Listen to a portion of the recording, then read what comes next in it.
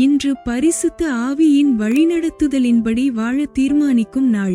நம்முடைய சுய விருப்பங்களின்படி அல்ல, தேவனுடைய ஆவியின் வழிகாட்டுதலின்படி நடக்கும்போது பாவத்தை மேற்கொண்டு வெற்றி பெறவும் தேவனுக்கு பிரியமான வாழ்க்கையை வாழவும் அவர் நமக்கு வல்லமையளிக்கிறார்.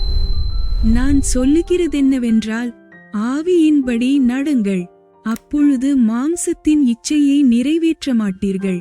கலாத்தியர் அதிகாரம் 5:16.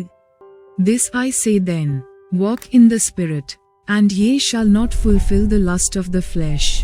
Galatians chapter 5:16. பரிசுத்த ஆவியானவரே, என் வாழ்க்கையின் ஒவ்வொரு நாளும் உம்முடைய வழிநடத்துதலின்படி நடக்க எனக்கு உதவி செய். என் சுய விருப்பங்களை வென்று தேவனுக்கு பிரியமான வாழ்க்கையை வாழ பலத்தையும் ஞானத்தையும் தாரும். என் எண்ணங்களிலும் வார்த்தைகளிலும் செயல்களிலும் உம்முடைய கனிகள் வெளிப்படச் செய். இயேசுவின் நாமத்தில் ஜெபிக்கிறேன். ஆமேன்.